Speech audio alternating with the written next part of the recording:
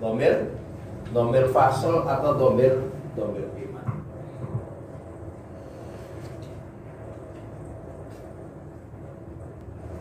Muhammad, Ustadz. Muhammad ini nahwunya hubungan antara Muhammad dengan Ustadz, hubungan mubtada dengan khobarnya. Atau kalau kita sebut mubtada dengan khobar, itu berarti pendekatan peran. Berperan sebagai mubtada, berperan sebagai khobar, berperan sebagai fa'il, pelaku, berperan sebagai maf'ul, peran pendekatannya. Tapi kalau pendekatannya adalah fungsi, maka Muhammad ini fungsinya sebagai musnad ilaih, sesuatu yang akan dijelaskan oleh khobarnya. Maka Muhammad ini musnad ilaih, ustadznya ini musnad. Ini kalau pendekatannya adalah pendekatan fungsional. Kalau peran itu Muhammad mubtada, ustadz khobar. Nah, munculnya dhamir fasl Muhammadun huwa ustadz, memisah antara mubtada dengan khobar, memisah antara musnad ilaih dengan musnad. Ini namanya dhamirul fasli, atau disebut sebagai dhamir imat, tiang penyangga alimat. Nah, dalam kitab Uqudul Juman ini fungsinya huwa di sini adalah mentaksis. Muhammad huwa ustadz, bukan Muhammad sebagai petani, Muhammad sebagai bapak, Muhammad sebagai penjaga rumah, Muhammad sebagai pedagang, enggak, tapi Muhammad huwa ustadz. Jadi huwa di sini mentaksis Muhammad dengan ustadz. Muhammad itu hanyalah ustadz, bukan yang lain-lainnya. Nah, itulah artinya dalam kaidah tadi itu taksis. Munculnya dhamir imat itu karena untuk taksis. Dalam nahwu Muhammad huwa ustadz, nahwunya itu Muhammad mubtada, huwa dhamir imat gitu ya, atau fasl. Ustadz baru khobar. Boleh juga Muhammad mubtada, huwa yang mubtada, ustadz khobar, jumlah mubtada khobar menjadi khobar. Boleh juga. Atau langsung mubtada Muhammad mubtada, huwa dhamir imat, ustadznya menjadi khobar. Nah, munculnya dhamir imat atau dhamir fasl inilah mempunyai arti taksis. Artinya apa? Muhammad itu hanyalah seorang guru, seorang ustadz, bukan yang lainnya. Kita kembali ke kitab Uqudul Juman. Dikatakan wal faslu takhsisun lahu bil musnadi. Nah, ini ya kan.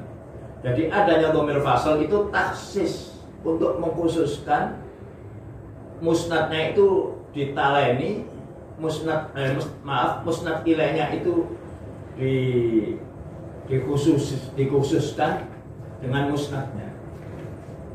Wal faslu takhsisun lahu bil musnadi wal maizi min na'tin walid ta'aqqudi. Hadha nau' dakhilun fil bakhtil khamis. Bab ini masuk dalam bab yang kelima tadi, yaitu ittiba atau itba'ul musnad ilaih. Wa huwa faslul mubtada wa ma ma'nahu bi dhamiril fasl. Wa yakunu li nukatin. Nukat itu jamaknya nukat.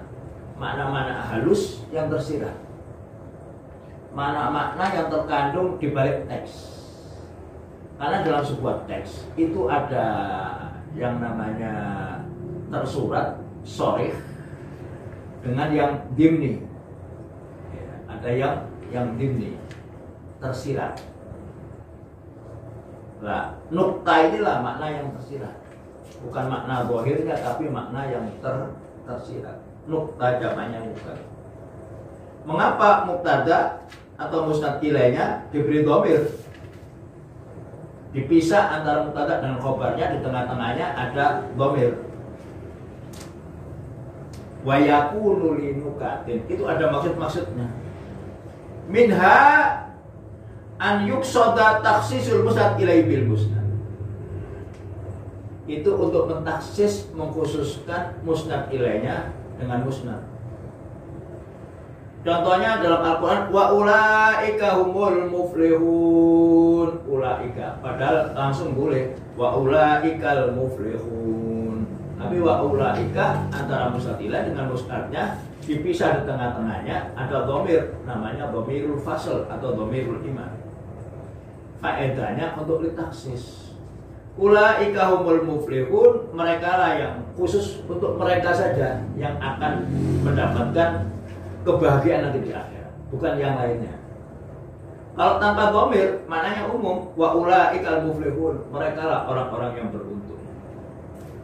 Tapi kalau diberi dhamir, ulaika hum al muflihun, hanya mereka, yang lainnya tidak. Hanya mereka yang beruntung nanti di akhirat. Ai la ghairuhum, tidak yang lainnya. Itu. Jadi adanya dhamir itu untuk litaksis, taksisul musnad ilai dengan musnadnya. Wa ulaika humul muflihun, ai la ghairuhum, hanya mereka, yang lainnya tidak, yang akan mendapatkan kebahagiaan nanti di akhirat. Inna rabbaka huwa a'lamu man yudillu an sabilihi.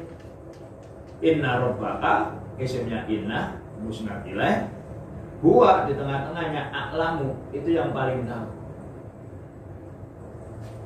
Inna rabbaka a'lamu, kalau tanpa huwa umum, Tuhanmu lah yang paling tahu terhadap orang-orang yang menyesatkan.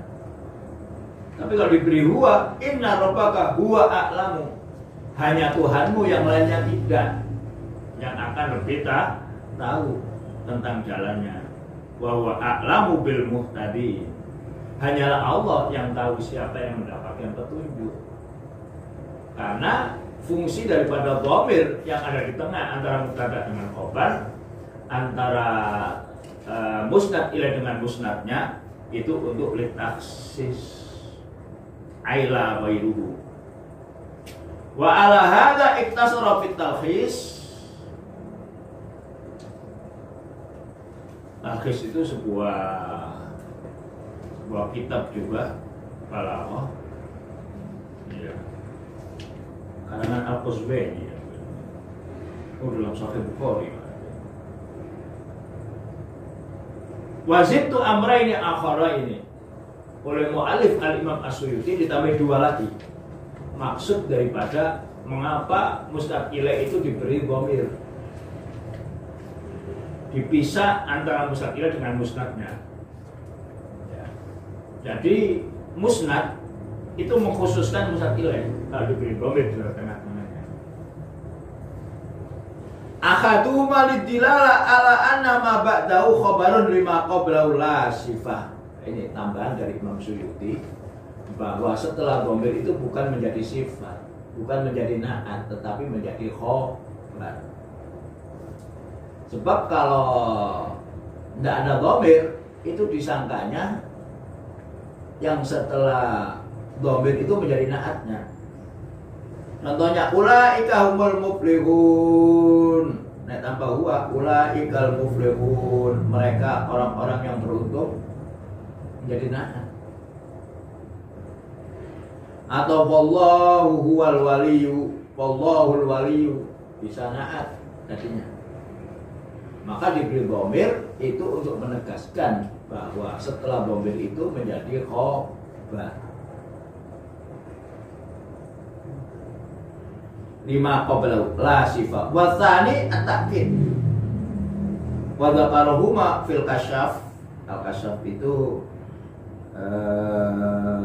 apakah yang dimaksud kasyafnya Imam Zamakhsyari? Sebuah tafsir al-kasyaf Mu'tazili dari Imam Al-Zamakhsyari. Maksudnya adalah takkid. Jadi ada dua, satu untuk menegaskan bahwa setelah dhamir itu menjadi khobar bukan naatnya. Yang kedua, dikai dhamir itu untuk ditakhir, untuk lebih menegaskan bahwa orang-orang yang beruntung itu cuman mereka, yang lainnya tidak.